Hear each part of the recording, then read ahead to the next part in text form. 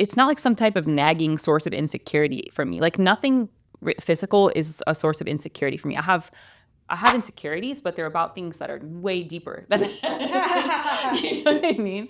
Yeah, yes, I do know what you mean. Like to be balanced, but I'm also just obsessed with aesthetics. Like I'm just obsessed. Yeah.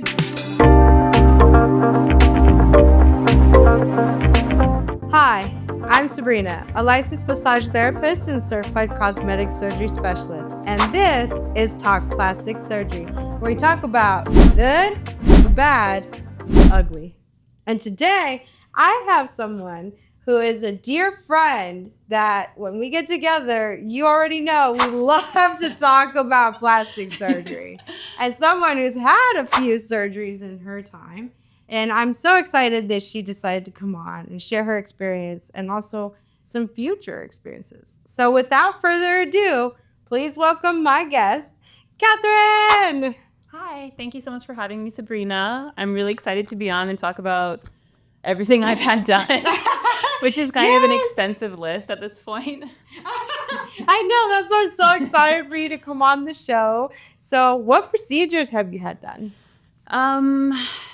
I've had a lot, some of them a little more invasive than others. The first thing that I ever had done, surprisingly, was a facelift, actually, at 27.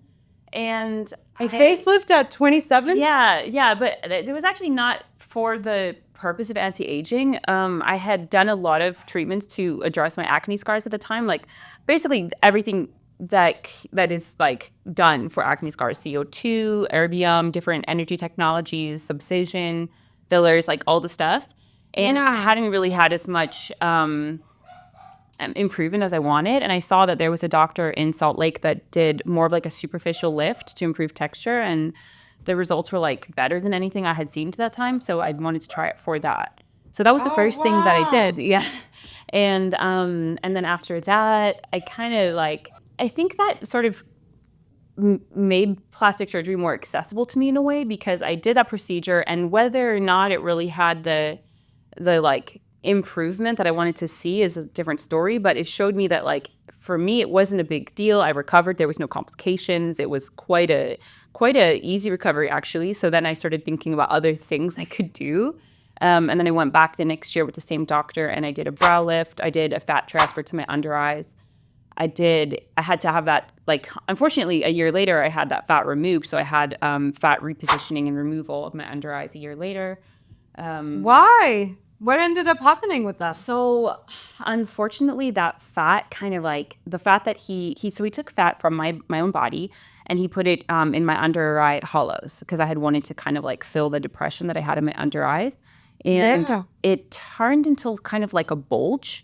Unfortunately, which I don't know if that was like an encapsulation or if that was just like the fat not sitting correctly under my skin. But yeah, it was like a bulge. Like it looked like kind of a pretty noticeable deformity. So I had to just live with that for a year because the doctors that I had consulted with, they wanted to see like if there would be any reabsorption of that fat. So for a year I just existed like that, which was actually which was actually kind of good in a way because it taught me to just like that, you know, if you're on this journey of seeking cosmetic perfection to a degree, and I have a lot of other personal goals, but I definitely do have a fixation on general like cosmetic appearance.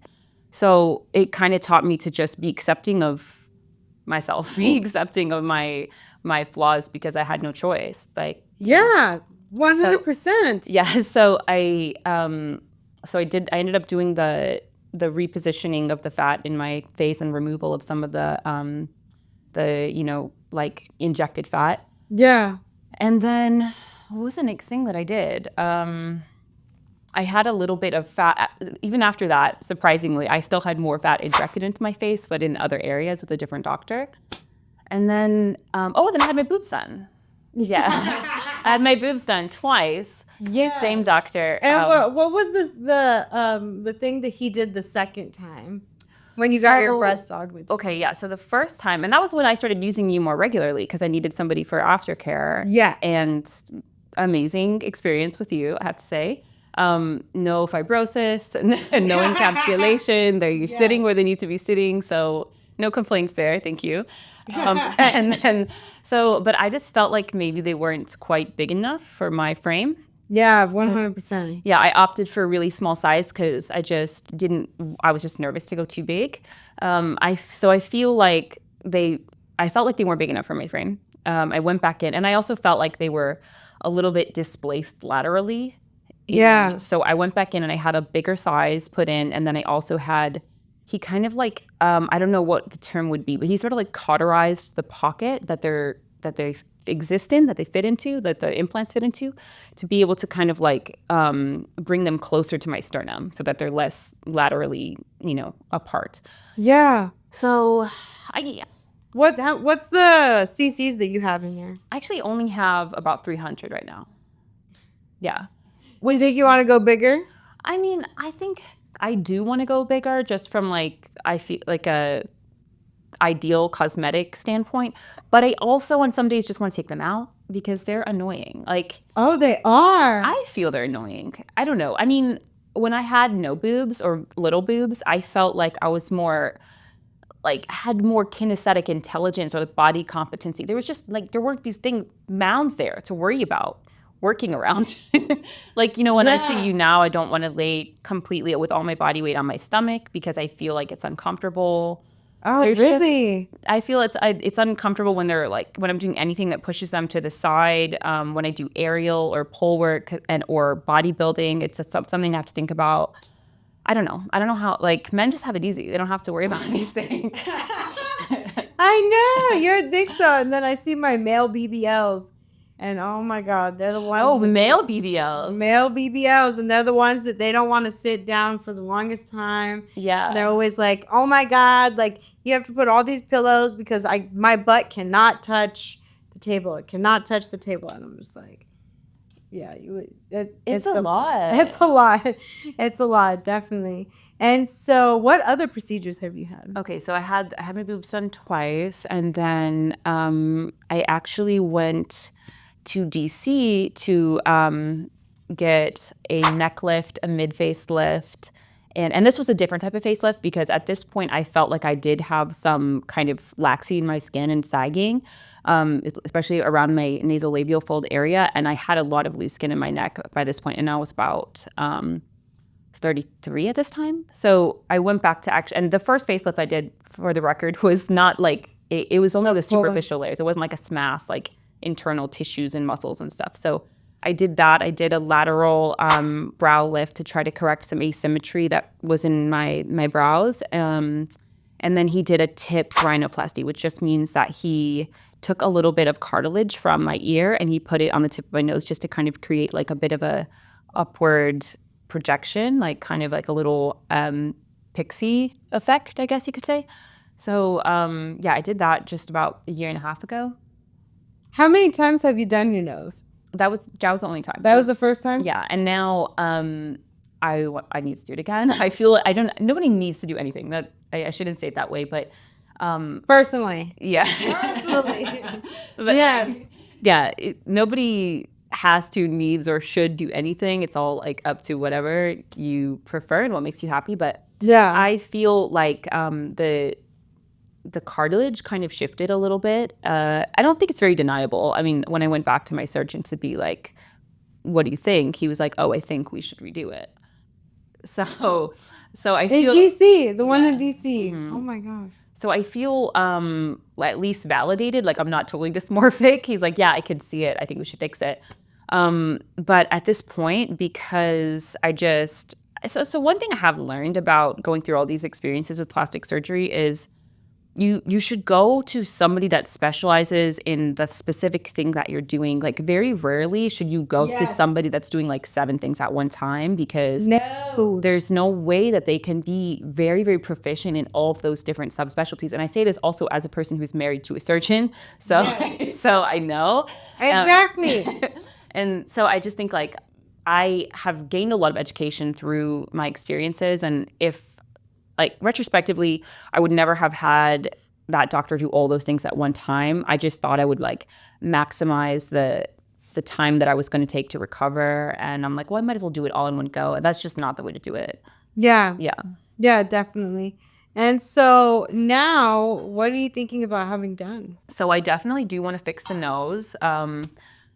There's a few doctors that I'm looking at in Turkey just because I think the way that I decide what surgeons to go to is primarily by like just scouring before and afters because I want to see like consistency with their work and I want to see a lot of good results. And then I look at their track record, their education. I research and see if they've had any kind of complaints or like malpractice and, or they're like banned from any hospitals or anything like that, which I have found for some doctors that are popular, by the way.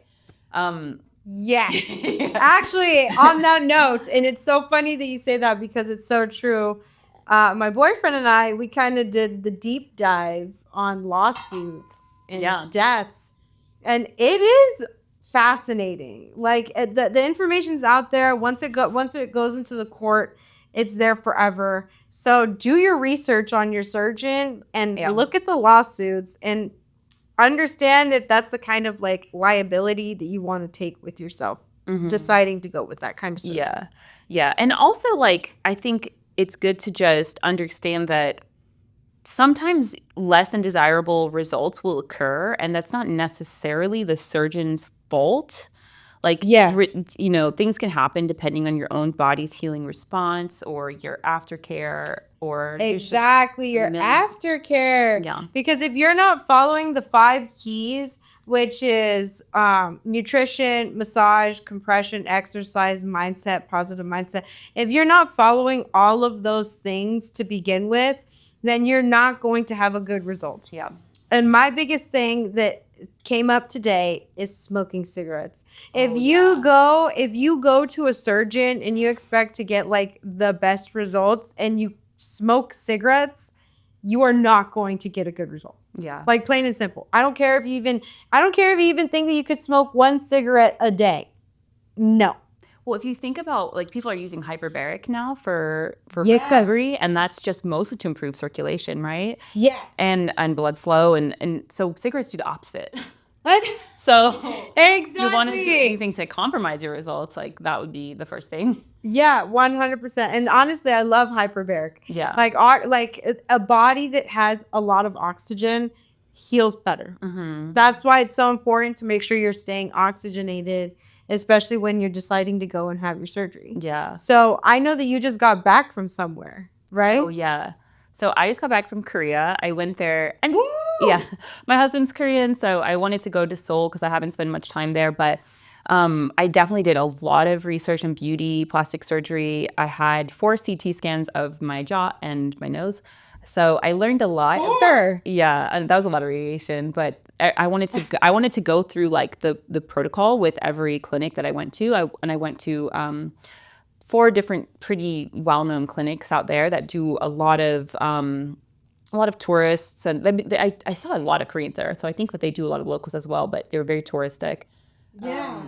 And so I learned a lot. One thing I do like about the way that they approach plastic surgery out there is they're really rigorous with their training, but they also, they have a different surgeon for every specialty. So that is the one place where I would say you might be able to get away with doing, like, if you want to do 7 things in one surgery, you could, because 7 surgeons will work on you. That's insane. Yeah. And so what were you consulting them specifically for? I wanted to see what recommendations they had for my nose. And that was pretty much it. I still have a little bit of like residual fat atrophy on my under eye here that I would like to address, and just like general facial balancing. I kind of was just curious, I didn't have like anything in mind other than the nose that I was like, I would like to do that within this time frame. I just was sort of curious about what they would recommend to me, and I was also just generally curious about like how that process would be if they would try to sell me on something, or Yeah. I was just curious if they would be like pushy, and they really weren't. Like, there was a few clinics that I went to that were like, we don't really, yes, the nose we could probably fix, but other than that, like, I don't really see anything that you should do. Wow. Which was it's so different than clinics than clinics in the US, because I feel like doctors will not tell me no here.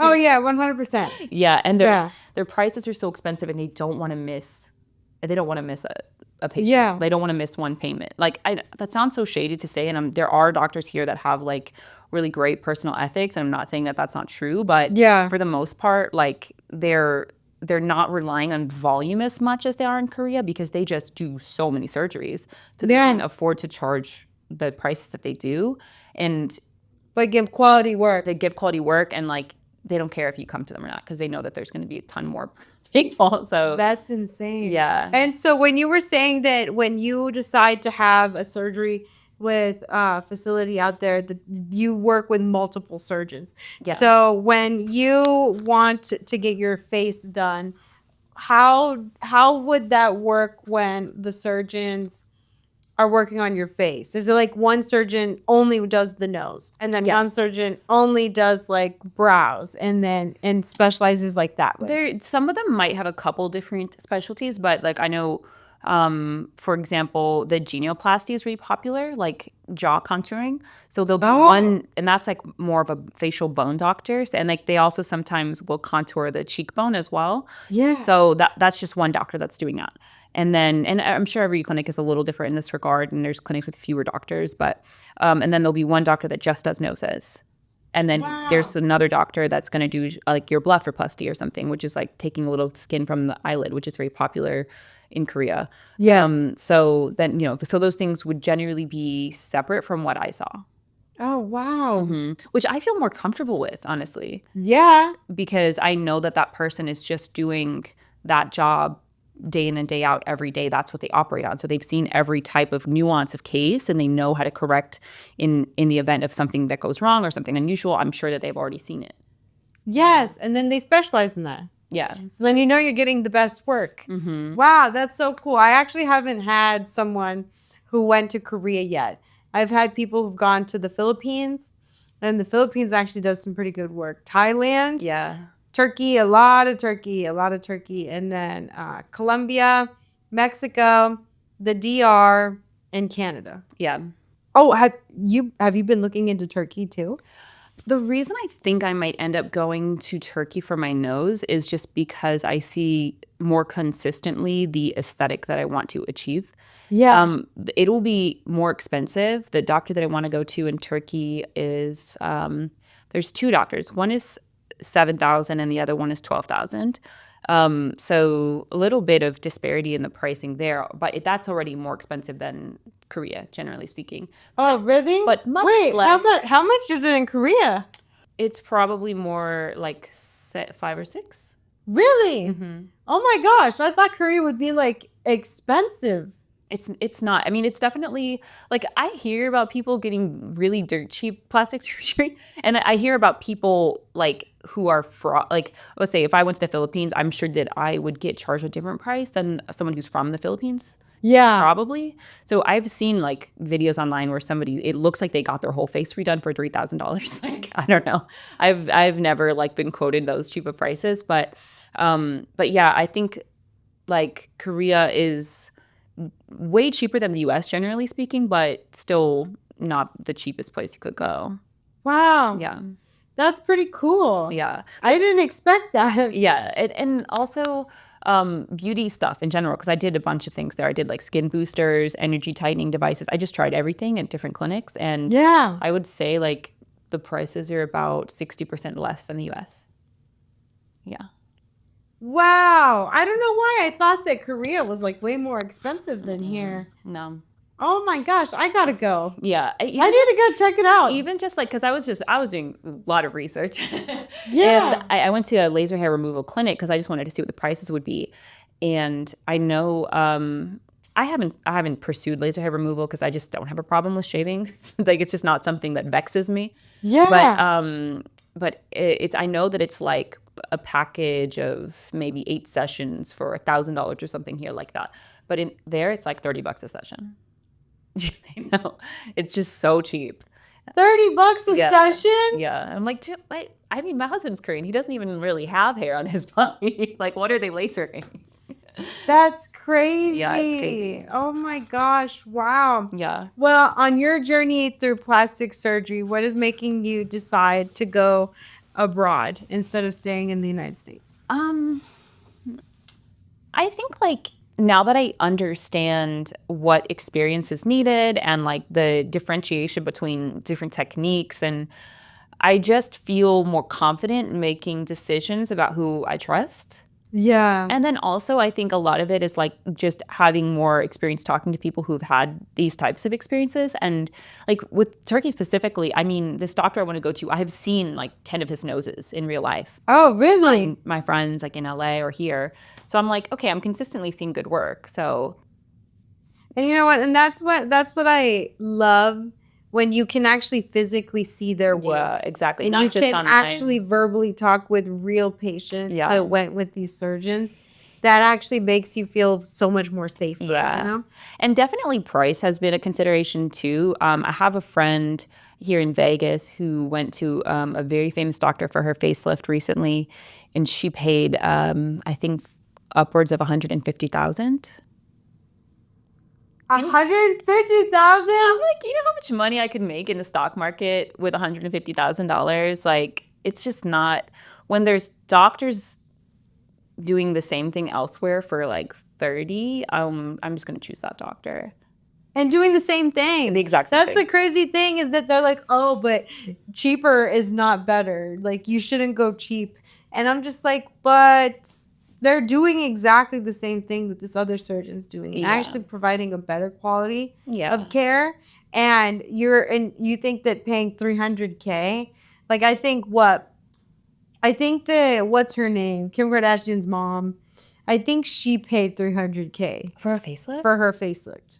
Well, they charge her that because she's who she is. Yeah, because she is who she is. And if you think about it, but now that's you're also paying that, that's insane, right? Like, yeah, that's insane. crazy. And that's probably also the reason why these doctors are like not telling anyone no, because 6 patients a year is going to pay their whole salary. Yeah. You know, it's like I think Exactly. that there's a little bit of an issue of like you know, ethical alignment when you start charging those types of prices, and you're basically preying on people's insecurities. Yeah. Yeah, and that's a huge thing. That is a huge thing, because this is a very emotional journey. Yeah. You know, how has surgery affected you emotionally? I think there's definitely been some positive things and some negative things. The recovery process, depending on what you are doing, can be very different. For something like your boobs, I'm kind of observing how they're changing as my body's healing. Yeah. But it doesn't really, you know, I liked them the second day, I liked them the 200th day. Like, I just generally thought he did a good job. But the facelift was very different because your face is changing so dramatically. And like, I had a lot of micro swelling that was persistent for like the first 6 months. And then after around the 6-month mark, I felt like my face deflated a lot compared to how it looked for the first 6 months. And that's normal. That doesn't mean my doctor did a bad job. Like, that's super normal. And I hear that from a lot of people that get facelifts. Yeah. But it was psychologically difficult because I was like kind of a little crestfallen. I was like, shoot, I just went through all this like pain and suffering and moving my life around and like, you know, making accommodations for this and not working out and changing my schedule. And now I'm like left with this result that's not what I have, not that it's bad, but it wasn't like what I had been accustomed to for the first 6 months. Yeah. So that was like a little bit of a difficult thing to adjust to emotionally, I feel. Yeah. And like disheartening. Disheartening, yeah. So I think expectation management is really difficult, and that's something that's kind of like can be an emotional, psychological roller coaster. But I think also, unfortunately, a lot of times surgery begets surgery. So like you do one thing and you want to do other things, or you start looking at, because there's no like I have never had a surgery where there wasn't some kind of negative unintended consequence. Even if the positives like were greater than the negative thing, there was still like something that they caused something that was less than ideal. So then you're thinking like, okay, well now maybe I should fix that. You know? Yeah, now you're thinking like, oh my God, I'm going to have another surgery to fix this. And then at first I'm just doing sort of like cosmetic, you know, modifications. But now that I'm older, I'm 35. I mean, I'm not old, but, you know, I'm getting to the point where now I'm looking at anti-aging things. Yeah. So that's like a whole new thing. And it's like, someone gave me this analogy that's just like, well, you remodel your bathroom and now you're like, well, okay, I have the living room has to match now. And then you remodel the living room and then you're like, well, now the kitchen has to match the living room. And you just like, it's just like a never ending. And then you like add on a basement and then you like, you just keep going and there's no end. And then like, what's the goal? you know? Yeah, 100%. And the thing is that when you are going through these changes, I think that's why, like you said, you have to be realistic with yourself and with your body and stay healthy. Yeah. Because I do see that, especially like with myself. I'm like, okay, once I'm 35, that's when I'm gonna start working on my face. I want to start with my eyes and do blephs. And then when I'm in my 40s, that's when I'll go ahead and do a neck lift. Yeah. And then I'll do a neck lift with a lower facelift. And then after that, then I'll get my BBL. And a lot of people, they're like, oh, why? You don't need that. You don't need that. But as you start aging, especially us, especially like if you have thick thighs like I do, then your knees start sagging. And so it's good to get all of it lifted, which is what a BBL is like originally for. It's a Brazilian butt lift. And when it lifts the booty, it lifts everything under it too. Yeah. So when you lift that and then contour everything, because then us as women, we go through menopause. And once you go through menopause, your metabolism slows down, you gain weight for no reason, and then the stubborn fat that was on there to begin with like is so hard to get rid of. Yeah. So one patient had said something to me that it was so funny. He's in his 40s and he was like, and I was like, oh, how does it feel to be 40? And he was like, oh, like time to start doing some things. And he was like, time for my 40-year-old tune-up, my 40. And what kind of men do you have as patients? Well, and the funny thing is that his wife, I was like, oh, well, did so and so, like, did she go through that? And he was like, oh, she went through a whole remodel, remember? And I was like, oh my God, she did. Yeah, she had like a full mommy makeover and a bunch of things. And stay tuned because she's coming on the show. Now that and when I think about that, I'm like, oh my God, it's true. Because like once we hit our 40s, it is like I do feel like it's time for a tune-up. Yeah. Personally, like if you want to age gracefully, and I've said this once and I'll say it again, by all means, age gracefully. You will never catch me slipping.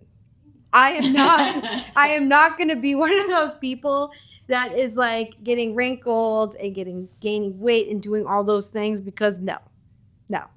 Yes, I'm vain. I'll be the first to admit it. and I will make sure that I look exactly like this when I'm in my 80s, just like Martha Stewart. So yes, by all means, she's stunning, and by all means, let's remodel that. But on that note, so what kind of drew you into starting your surgery journey? I think that so throughout my 20s, I had really bad acne. Well, I had bad acne, but I was also very compulsive. I have a bit of like a OCD tendency, so I was always picking on my skin as well, which was exacerbating scarring that I was having. So I had really bad texture, and I have improved it a lot with CO2 and filler subcision, all the things. But after the facelift, first facelift that I got at 27, when my skin started kind of retracting back to its original position, because I was young and my skin was very elastic and healthy. So it kind of like, it did work quite well for the intended purpose. But then shortly after that, it was looking kind of the same. And so I kind of like gave up a little bit on my pursuit of perfect skin, because I realized it was going to take a lot of time and it was going to happen so incrementally. And I think I kind of like bargained with myself in a way, because I was like, okay, well, maybe just stop focusing on your skin so much. Like, you're doing everything you can do. Yeah. But so maybe look at something else. It's like looking at pictures of people that I thought looked beautiful, and I was like, well, my brows are kind of heavy. So it's giving me a little more of a masculinized look. And I think I would look more feminine if they were a little bit higher and my eyes looked more open. So then I went and consulted about that. And that kind of like started me down the path of looking at things I wanted to fix. And Have you done any bluffs? I haven't done a bluff, but I did The brow lift. like an endoscopic brow lift. Oh, wow. So yeah, that was what kind of started me thinking about other things. And I think I still kind of do that negotiation mentally with myself a little bit because I am still working on my skin and that's a continuous journey for me. But I'm like, oh, well. Even though it does look a lot better. Yeah. Like, it looks incredible. It's gone a lot better and I'm happy and it's not like some type of nagging source of insecurity for me. Like nothing physical is a source of insecurity for me. I have insecurities, but they're about things that are way deeper. You know what I mean? Yeah, yes, I do know what you mean. 100%. Yeah. So I think at this point, like I'm trying to temper it because like you said, I'm not going to be complacent in my aging process or in my pursuit for like, cosmetic beauty, but I'm trying to temper it with other things. I'm trying to advance my career. I'm trying to like learn new things, advance myself spiritually, emotionally. Like I like to be balanced, but I'm also just obsessed with aesthetics. Like I'm just obsessed. 100%. Yeah. That's how I feel too. I mean, like no matter what, as long as you are happy with yourself and you're doing it for yourself, that's the key. So do you kind of have like a timeline for different procedures that you want to have done? Or what is kind of drawing you into just focusing on your nose right now? Well, because that's the only thing that I feel like socially validated on at this moment. Like if I actually just have someone zoom into my face, touch my nose, and because from far away it's really difficult to discern, but if somebody actually like touches it, they're like, oh, yeah, that's maybe not. You should probably fix that. Or not like you should like if you're worried about, cosmetics, like that's one thing that people generally are validating me on. Nothing else. People are not validating me on anything else that I talk about changing. There's like a lot of things I'm interested in doing. There's nothing I'm like, oh, I have to do this. I'm not going to be happy unless I do this. But there's a lot of things I'm interested in doing. Do you want me to tell you? Yeah. Yes. So yes, please. I definitely foresee at some point I might want to do a, I don't know if they're calling it like a labiaplasty or a maybe vaginoplasty is a different thing, but it's basically just like where they tighten the labia majora and they might like take a little bit of skin from the labia minora. Like I want to have like a cosmetically perfect vagina. Yes, and for people who don't know what that is, it's actually when they go in the lips and then they cut it, right? Mm-hmm. And then they cut it. They cut it and they tighten. Yeah, it's like a nice refresher. Yeah, they also sometimes do like clitoral hood reduction, like there's really no risk of like losing sensitivity if you do it with a certain doctor who specialized or if you do certain methods. So I'd like to do that. Definitely with that, you want to go to someone who specializes. Yeah, because some stuff can go wrong. Yeah, and there's actually a lot of surgeons out there who really specialize in this, especially that's for all they do. our women that get older, and then there's a lot of sagging. Definitely specialized. Yeah. So I would like to look into that. There's one doctor I have in mind, and I do think I may opt to have my boobs taken out at some point. And then just like lift it and then like maybe put some fat in there or something. Because I'm seeing better results with that. And I have lupus, so I have an autoimmune condition, and my body doesn't really respond very well to foreign substances. That makes sense. And it's true. Yeah. Yeah, women that do have an autoimmune, they don't respond well to implants at all. Yeah. And I can't really say like there's nothing I can pinpoint and be like, oh, I'm having this problem because of that. But I have noticed a little bit since I've had them for like 2.5 years, and I have been struggling more with inflammation. I've been struggling with a lot of more inflammation in my face, and you know that because I always tell you to like do lymphatic on my face. Yes, yes. And so I have an inkling that that's maybe a reason. It could be a huge factor, yeah, honestly. And now that we're having this conversation, and I have a patient who has an autoimmune too, and she got a breast lift and just put some fat transfer in her boobs because she even told me there's just no way she can have a foreign object in her body because her body will really try to reject it. And a lot of that inflammation probably is because of your lupus and having silicone inside of you too. Yeah. So that's definitely something I want to pursue. I think that at some point in the future, I probably will do another facelift as I get older. Yeah. Deep plane? Yeah, I think so. Yeah. I mean, I definitely just want to like lift the tissues a little bit higher, look more snatched. But Yes. what I have noticed is, skin responds differently. So some people kind of retain that super snatched look. Yeah. And some people don't. Some people, their skin kind of like retracts back to normal, I guess you could say. There's been so many like of my friends who are in their 30s, 40s who've had facelifts when they didn't really like need it because they didn't have a ton of laxity, and it just honestly looks like not that different. Like after 2 years or so, like it just kind of looks not that different. From a facelift? From like where they started. Oh, wow. Yeah, because maybe they moved up the muscles a little bit. Like after getting a facelift, but they still look normal. You know what? And that I've seen that too. And I think that has a lot to do with going back to choosing the perfect surgeon for you. Because I've seen it where I'm like, this surgeon does many different things. He doesn't just focus on the face. And I'm like one patient said, she was like, oh, well, I'm like 60 something and I guess I need to look my age. I'm like, girl, you went and had a facelift. You did not go to look your age. Yeah. Like, if you would have done that, you should have saved your money. Yeah, she's just rationalizing it after the fact because she has to, like, make herself feel better about it, I guess. Yeah. Yeah. No, but, like, if you are picking the right surgeon, you're going to look, like, significantly younger. Just like that chick in Guatemala. And, not Guatemala, in Guadalajara. In Guadalajara, that she went to that surgeon in Mexico. And that TSA literally couldn't even recognize her because she looked so different. Oh my God. And like significantly younger. Mm-hmm. So definitely you gotta choose like the right person. So that my so the picture I have in my license is like pre any surgery actually. Yeah. It doesn't, the facial recognition doesn't work.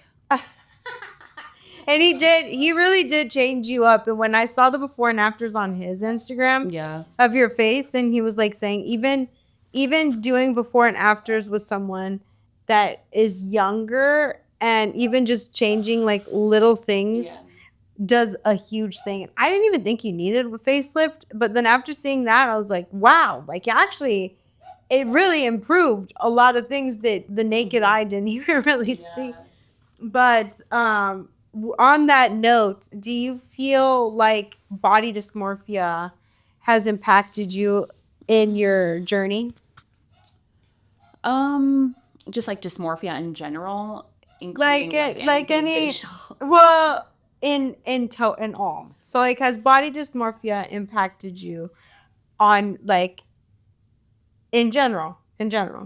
And also deciding on what kind of surgery you want to have. So I just baseline assume I'm dysmorphic. So I use a lot of like other people's opinions to calibrate my own impulse. So I think I've always been a little bit dysmorphic. So I think actually for me personally, these experiences and this journey with plastic surgery has made me maybe like less dysmorphic because there's been so many doctors who are like, I think you're beautiful. I think you have a gorgeous face. I don't think there's much to improve, but we could do this and this if you really want to. So I think in those ways, I feel like maybe it's tempered my dysmorphia a little bit, actually, ironically. It's probably kind of exacerbated my obsessiveness around cosmetics a little bit because I just know the possibilities. I think there's definitely a certain type of person that's just like something they see wrinkles or they see like after they had kids and their breasts are sagging or whatever, and it might be due to lack of accessibility, but they're just kind of like, like it happens. Yeah, it's not a really big concern to them, and they're just like, whatever, the March of Time or like whatever. Like they just don't care that much. Yeah. And that's just not me. And I don't really know like what drives that. I think it has to be said that like women do have better status in society and are treated better when they look put together, when they look like nice, when they look attractive. Yeah. So I think that that's maybe one subconscious motivator, of course, as it is with everyone. But also I just have like, I'm kind of obsessively a perfectionist. I just want to be the best. I want to be the smartest. I want to be the prettiest, and not in a competitive way, but more like, For yourself. for myself. Yeah. I want to be the most successful. I want to do everything to the best of my ability all the time. So I'm sure that's more where it's stemming from for me. Yeah. But I would definitely, we're going back to like accessibility for just like finances or whatever. I would totally never, ever recommend for someone to do something that they can't afford. Yeah. Like, and I see a lot of girls doing that. Yes. And then what you have to, I mean, I'm not sure if I mentioned this before, but something I had thought that I wanted to mention is that like you have to assume that something might go wrong that actually looks worse than you started with. And so you have to fix that, and you have to have the money to fix it. Otherwise, you're going to be left with a outcome that's worse than it started. Yeah. So if you don't have the money to fix something, then don't even do the surgery in the first place, in my opinion. And that's so true, because that's actually why we have a lot of people on this show. Yeah. Is that you go in and you think that you're going to look better than when you like that you think that you go in to look better, and then you end up leaving worse than you started. And that's the ugly stories that we share on here. And so that is actually a really good advice to give to people, because one, if you're not doing your due diligence, or if you're deciding to go the very cheap route, which, don't get me wrong, I've had countless patients who go the very cheap route and they look great. They look great, but they also had a really good aftercare plan. They were with me from beginning to end. They followed my direction, and you can go the cheap route and have a good outcome. It also depends on the surgeon. If the surgeon is just not a good surgeon, and I've seen this too, I've seen bad surgery right out of op. Like literally, the surgeon is just not a good surgeon. I'll be first to say it. And fibrosis right off the bat. The fat transfer, I'm like, who does a fat transfer like this? You know what I mean? Like for BBLs and stuff. And then BBL full of fibrosis. It's just like terrible. That being said, if you come out botched, think about how you're going to need money to fix the botchedness. Yeah.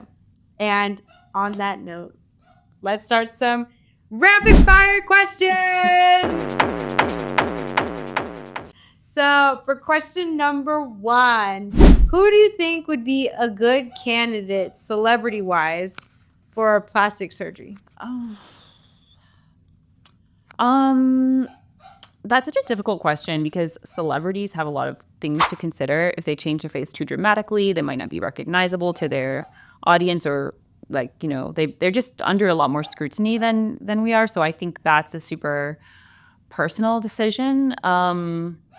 I feel like maybe one of the Kardashians that has it. What's the one who like hasn't had any work done?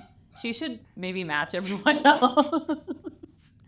The model, right? Is it the model? No. I feel like the one that's married to Travis Barker like hasn't had much done. Which actually, no, I take that back. I love that for her.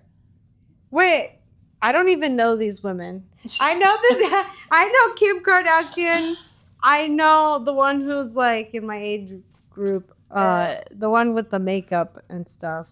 I know the mom. Yeah, Kylie. Yeah. I know the mom. Yeah. I know Chloe. And then the model. Courtney. Oh, are you talking about her brother? I don't know. There's one of them when I look at them and I'm like, she's really the most natural one. Like, she doesn't look like she's had anything done. It's probably the model one. Yeah. Probably. Maybe. But good answer. Yeah. Just make it match. Yeah, just make it match, girl. Jesus. Okay, and for question number 2, So I know you've had a few surgeries. So let's start with the first one and then work our way to the most recent one.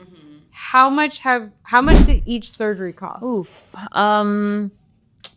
So okay, first the initial facelift I think was like 12K, something like that.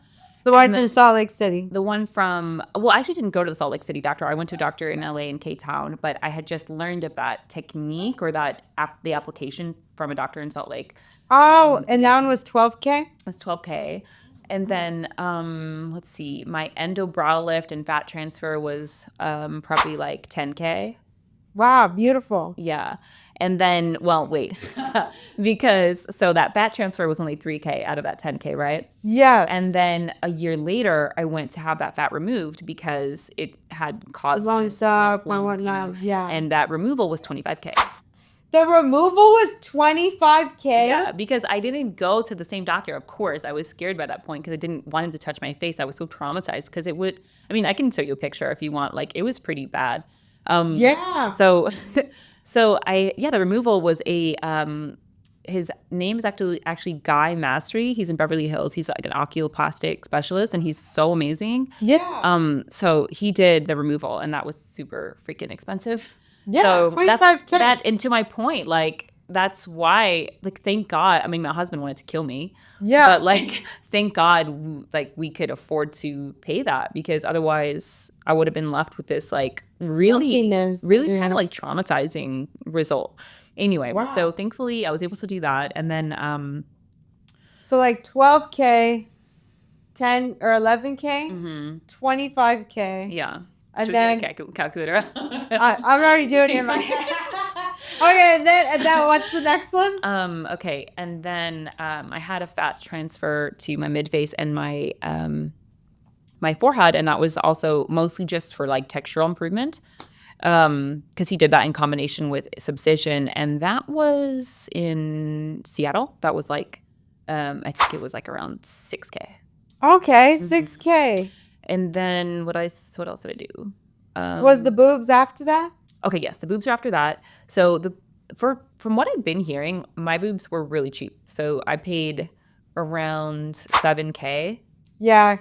And then your surgeon is reasonable. Yeah, for him to change the size, which was a year later, he really, I think he only charged me like anesthesia. He was like $1,500 to change it. So my second boob job was $1,500. I do remember because I asked you that. Yeah. How much does he charge you for this? Yeah. Like, so that I was so happy with. And then the facelift, nose tip rhinoplasty, lateral brow lift, neck lift. That one was a bit more expensive. It was, but still reasonable. It was about $30,000 for surgery or for like doctor fees, and then he actually uses a hospital in DC, and it was about like I think like 8,000 for the anesthesia hospital fees. So wow, 38,000 38,000 total. Yeah. Yeah, I don't even want to think about what that adds up to. I'll say you're like pushing 100K. Yeah. But hey, you know what? You look like 100K. Wow, fabulous. I love that. And that's why it is good to be mindful about like if there's things you're going to need to change, have that extra cash, have, a savings, just in case, because you never know. You never know. You got to know that if you do end up botched, that is a part that is a 50% part of the journey. But it can be preventable with the right research and everything, and just do your research. Yeah. So for question number 3, if there's anything that you could do differently, what would you do different? I would definitely have not got that first facelift. Gotcha. I just think it was not the right, like it wasn't the most efficacious thing I could have done for the issue I was trying to solve for. So I just would have not done that.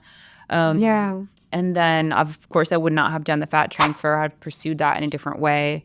And then I also probably wouldn't have done the the tip rhinoplasty, I probably would have just waited and then had my nose done, because it's always harder to do a revision too. That's the other thing, is if you're trying to do something, if you're trying to do a revision, you usually need somebody who's like a revision specialist. Yeah. Because it's like they're opening you up. They're trying to see like what the other doctor did. Yeah. It's not like a straightforward case. And sometimes they're having to like problem solve for things that they're like not sure exactly what technique was used. Or you can get your surgical reports, but there's always a degree of uncertainty. So yeah, that. Wow. Mm-hmm. Well, thank you so much for coming on the show. Thank you so much for having me. Sharing your journey. Thank you for letting me ramble about plastic surgery. No, I love it. And we shared such important information, especially different things about like going abroad, like deciding to go to Korea and like Turkey. And then also just like your whole surgery journey. It's been incredible being there, a part of it as well. Mm-hmm. And for my last question that I ask everybody that comes on the show, if you have any advice to give anybody who wants to have plastic surgery, what advice would you give them? I would say, like, do copious amounts of research, talk to as many people as you can, pay for consults, even if you're not going to like go forward with those doctors. I know that seems ridiculous to a lot of people, but just do it so that you can have more opinions, more information.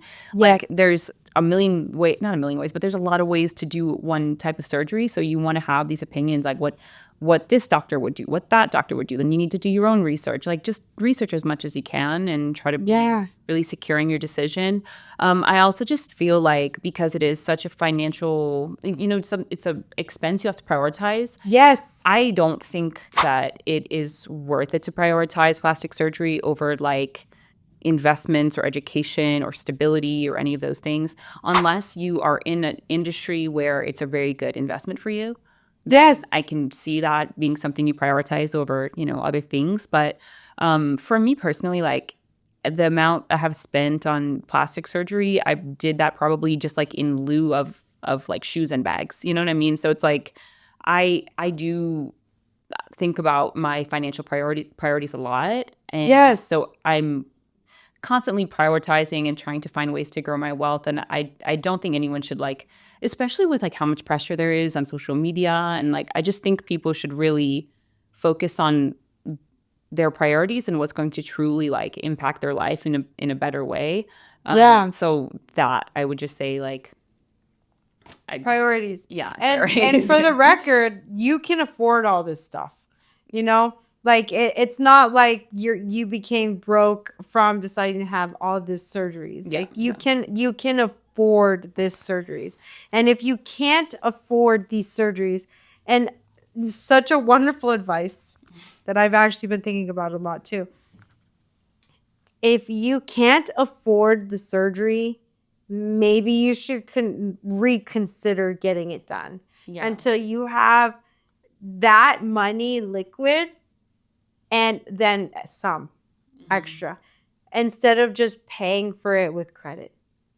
That being said, I'm in the industry, just like everyone else that is in the industry. We're never going to turn anyone away who is not frugal, of course. And at the end of the day, body dysmorphia is a huge thing. I know that we all look at ourselves and sometimes like we can't stand how we look in the mirror forever. And so we just put it on credit, whatever. Just definitely what Catherine said. Very like, I mean, can you imagine like paying off a botched BBL with like paying off your credit card debt from a botched BBL? That would be so depressing. It would be, and it's sad, especially when it does happen. Yeah. And if you've watched the show, then you've seen it. It does happen. So on that note, thank you so much for coming on the show. I really appreciate you coming and sharing your story and giving your advice. And as always, like, share, subscribe, hit the push notifications for all things Talk Plastic Surgery. Bye.